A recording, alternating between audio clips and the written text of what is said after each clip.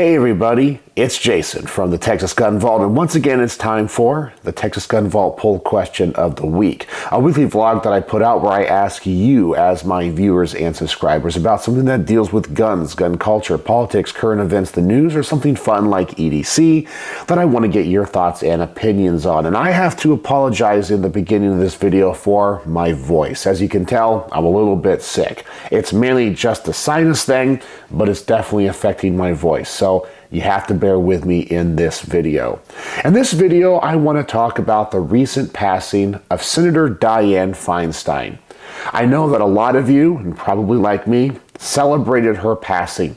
This is a woman that spent her entire life trying to take away your right of self-defense, your right of self-preservation, and to upend 200 years of history when it comes to the Second Amendment. She had no respect for you. But besides being a tyrant, she was also a hypocrite. While she thought you shouldn't have firearms, well, magically, because she is in the public eye and she's a senator, well, in a state that for a long time you could barely get a concealed carry permit in, well, guess who had a concealed carry permit and carried a gun with her all the time? Oh, that's right. Dianne Feinstein. And why? Because she thought she was better than you, that her life was more important, her family was more important, and she would do it under the guise of, well, I'm a high-profile figure. Well, just because you're a high-profile figure doesn't mean your life is worth more than mine, or someone else's, or my family's, or someone else's family's. But she thought she was. She was also corrupt. Somehow, in the Senate, with a salary of about $175,000 a year, she amassed a fortune of tens of millions of dollars. And we see this all the time when it comes to senators and congressmen. When you do the math, it never makes any sense. How do these people making a pretty good living in most parts of the country amass wealths of tens of millions of dollars? Well, we all know it's insider trading. It's who you know. It's using the power of your office to enrich yourself. And I'm not saying this is unique to her, but she was one of the senators that seems to have benefited the most by this. After all, only making, what, $175,000 and dying a multi-millionaire? It just doesn't make any sense when there's many people in the private sector that make that much money and more and cannot accrue that type of wealth. Now, that's not what this video is about. This video is more about the Second Amendment and her clinging on to power, but I definitely think it is something that the founders warned us about, and they tried to create a system to avoid people like this from getting power. But that brings me to the last point, power. She was the oldest senator. She'd been serving for the longest period of time, and she would not resign. We all knew that she either had Alzheimer's or dementia. Her family knew it. Her party knew it. They asked her to resign. But would she? No. She clung on to power to the very end because power is so intoxicating. And this is the type of mentality that our founders warned us against. Do you know one of the reasons that so many people think that George Washington was the greatest president of all time is because when he had the chance literally to become a king, a monarch, because people adored him and revered him so much, after 2 terms as president, he stepped down. He said, you shouldn't have this type of power for too long. And that was a tradition up until Franklin Delano Roosevelt became president 4 times in a row, and then we had to amend the Constitution. But to have all the power in the world and the opportunity to be a monarch for the rest of your life, to virtually be an emperor, and to turn it down because you know it's not right. Well, that says a lot about his character. But did Dianne Feinstein have character? Well, no, she did not. The citizens of California, they deserved a senator that could actually be there and represent them. She was often sick or absent from Washington, D.C., so all the business that her constituents needed to get done were not happening.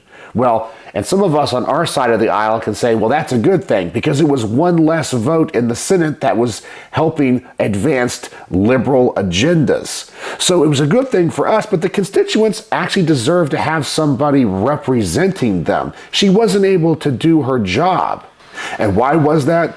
Because of the power and prestige of her office. So as I said, I think she was a tyrant. She tried to strip you of your rights. She was corrupt. She benefited greatly financially from her office. She was a hypocrite because she said you shouldn't own firearms, but she definitely could and was able to get all the permits and carrying licenses that was difficult for any other Californian. And most importantly, she held on to power. She was drunk with the elixir of power and would not give it up. And she chose these things, and her actions could potentially and did negatively affect not just her constituents in California, but nationwide. She was evil, in my personal opinion. And that is why I don't think we can afford her the same courtesy that we give most people, where we say, oh, that person passed. They weren't the greatest person in the world, but we're not going to speak ill about them. You know, none of us are perfect. We have all either intentionally or unintentionally or both hurt other people. We have negatively affected other people. But when you pass away, or when I pass away, I haven't hurt millions of people. I didn't make it my life's work to strip you of your rights and to hurt the multiple generations that are going to come after me. Those people do not deserve the same courtesy as other people. And I think that's an important distinction because I know some people are going to say you can't speak ill of the deceased. I actually think you can. Do you guys ever speak ill of the worst tyrants in history? Do you look at Stalin, Mao, and go, wow, we can't speak ill of them? No, of course you go, they killed millions of people. And after all, Dianne Feinstein did not rise to that level of evil. But she was definitely evil. She had ambitions to make sure that you were disarmed. So when her and her political party passed things that were not popular, you weren't able to uprise and take them out. You weren't able to fight them. That's what I think the insidiousness of this all was. She would tell you it was for your safety, but it was the same thing that Lenin told the Russians. It's for your safety, turn in your guns. When we all knew it was to make sure that those in power could not rise up and take that power back. But I know some people are going to disagree with me, and the feelings on this are very wide-ranging. But that's why I wanted to ask you this week's question. So I know this was a long intro. I had a lot to say, but let's dive right into this week's question, and then we're going to get your results. Dianne Feinstein, the longtime senator and opponent of the Second Amendment, passed away this week. She was hateful, spiteful, and vindictive towards gun owners and our Bill of Rights. Modern common practice is to not say anything negative about the deceased. However, due to her lifetime crusade against our firearms rights and her choice to be a public figure, many feel this courtesy should not extend to her as she only reveled in the suffering and punishment of her political opponents and gun owners. Upon her passing, did you feel any sense of relief and joy knowing she went to her grave, never fulfilling her civilian disarmament dream? Did you celebrate in any way knowing she can no longer attack your rights? Or do you feel decorum and respect is owed to her like everyone else? And as I mentioned in my opening monologue, I think the most important thing to take away from this is that she chose to be a public figure. She made that decision on her own. If she would have retired 10 or 15 years ago, we wouldn't even be talking about this. But she chose to stay in the public light.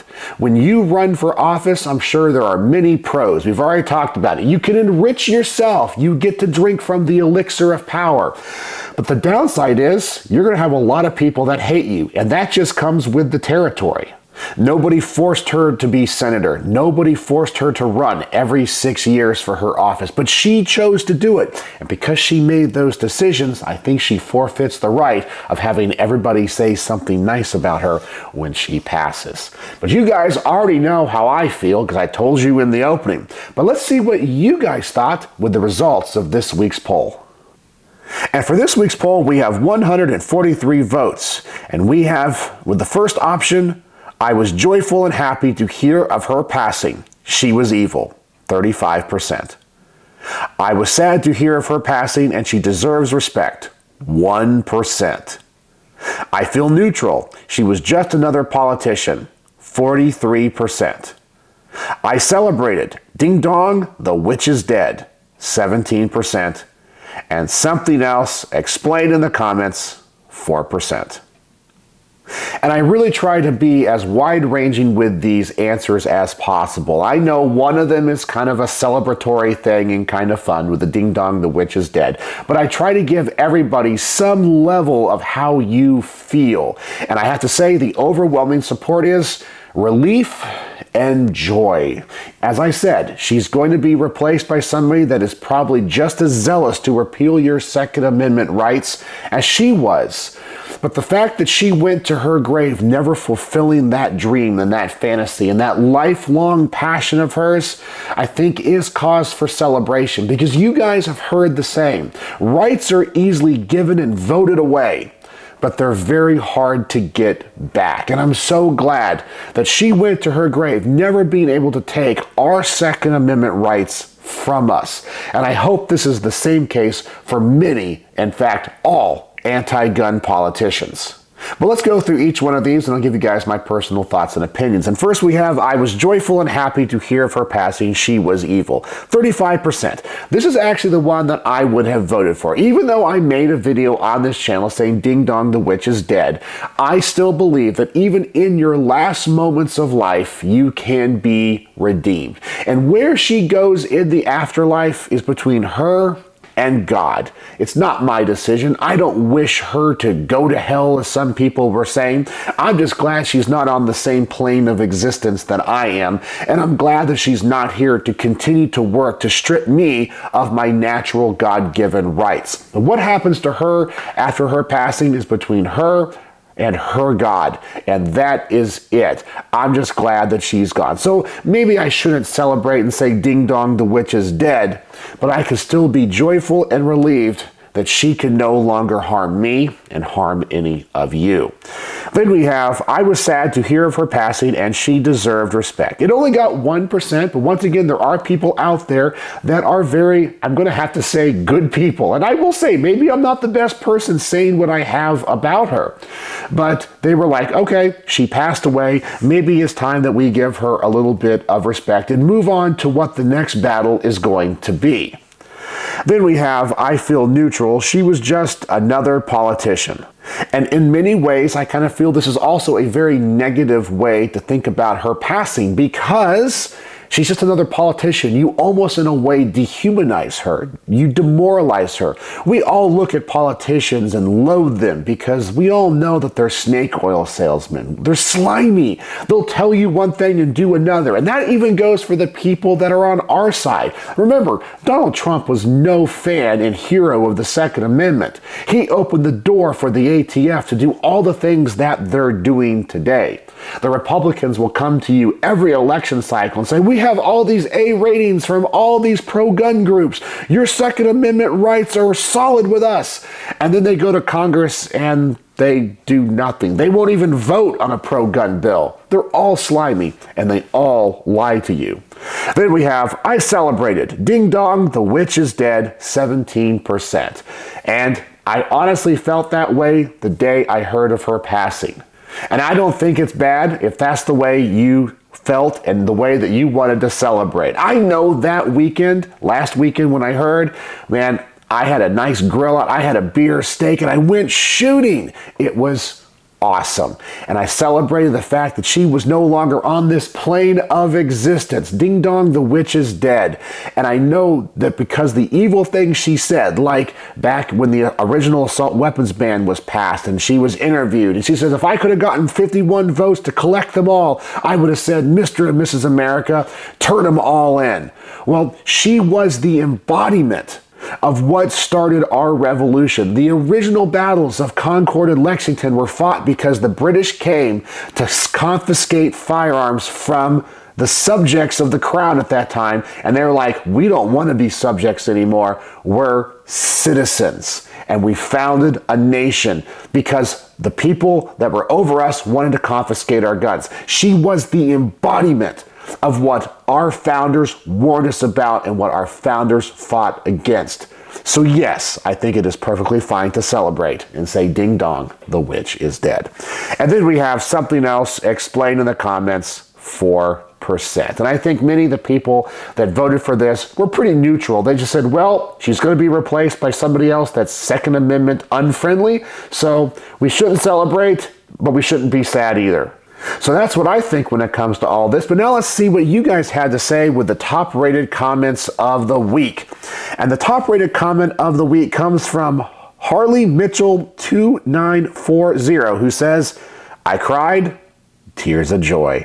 Yeah, I think even if you're not as passionate about this as I am or other people, you were still like,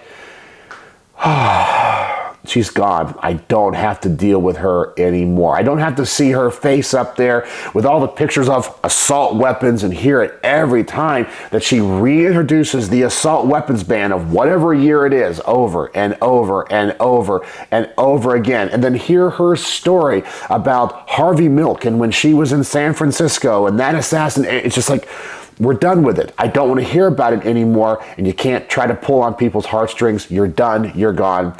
I don't know. I'm just relieved. Then we have Litzine Zoots, who says, I am human, so I feel a bit of it all. I didn't know her personally, so neutral in that regard. She was a politician that tried to pass on an illogical pathology that if laws against murder don't work, pass more laws to prevent murder. Nonsense, so happy in that regard. She was a human, so humanity lost an opportunity to do better through our inability to change her illogical stance. What opportunity did her family or the rest of us miss to show her the light but cannot do so now that she is gone? Sad for the missed opportunity to guide her to better thinking. And I can appreciate that stance. As I said, one of the great tenets of many of the great religions of the world, and most importantly Christianity, is redemption. And this is an arc that we see in fiction and science fiction, like in Star Wars and the redemption of Anakin Skywalker. Somebody that was lost, did the most horrific things, and in the last moments of their life were redeemed. And so we celebrate that redemption. But as far as I know, she wasn't redeemed, and it is a missed opportunity. And you always want to hold out hope that somebody can be redeemed. Then we have Master Failure, who said, I cannot celebrate somebody passing, but I still don't think they deserve reverence or respect for their choices. Logically, it was time for her passing and way past her time to leave politics. So I say goodbye and time to move on. I have a grandmother at that same age. We don't want her driving, don't like her choices, and we know she is at the end of her life. Still love her. Logically accepting, morally mournful, moving on. You know, I know that's a tough decision, and we're all going to have to face that at some point when it comes to either our own parents or ourselves. We all hear stories all the time of having to take the car keys from an elderly family member and how that destroys them in a way emotionally because they feel like they're losing their autonomy. But that's what we have to do in society, and why I don't understand why we can't pass term limits for members of Congress. It's not right that these people that are so distant from society and so distant from the ages of the vast majority of Americans get to make all of the decisions. I understand that with age comes wisdom, but also with extreme age comes senility. And that's what we saw in Dianne Feinstein. We all knew she had Alzheimer's. We all knew she had dementia. It was public knowledge. but yet she held a very powerful position that could affect the lives of millions of people. And the biggest difference, once again, is that she was in that position. When someone's grandmother passes or you disagree with their choices don't negatively affect millions of people, but hers did. Then we have Batu1976, who says, as a Christian, I don't celebrate death, not even of an unrepentant sinner. But was she evil? Undoubtedly. The world is improved by her absence. So while I do not celebrate her passing, I do not mourn it either.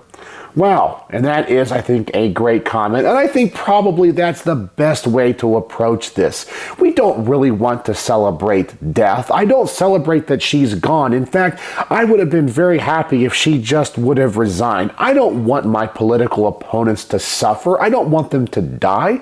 Like the previous commenter said, I kind of want them to live and hopefully be redeemed. But they chose to be there. She chose to hang on to power and would not leave.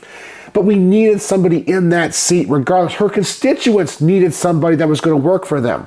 So while she wouldn't resign, well, I think the universe made her resign. And I guess from that perspective, it's a good thing. And then finally, we have Prop Doctor 21564, who said, one down, several more to go.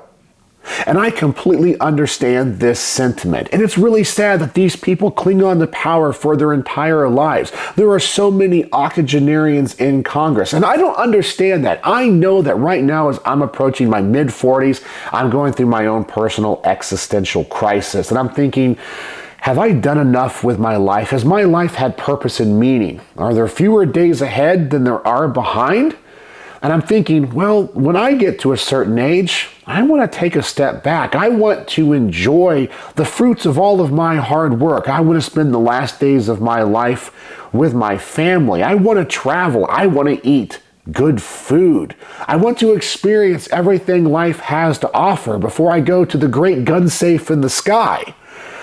I don't understand why these people, well, I guess I really do, because they want to cling on to power, but I don't understand why they want to stay there until they take their last breath. It makes no sense. And while they're suffering, coming to their end, can they really represent us well? Are they of sound mind enough and understand society enough and the world enough to make these decisions? I don't think they can.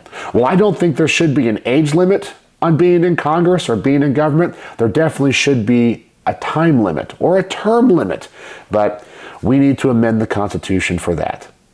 So that's my thoughts and your thoughts on what I think is the great news of the passing of Dianne Feinstein. And it seems like a lot of you don't mourn her passing, but don't celebrate it either. And maybe that's a good thing, because you guys are all good people. And maybe I'm not.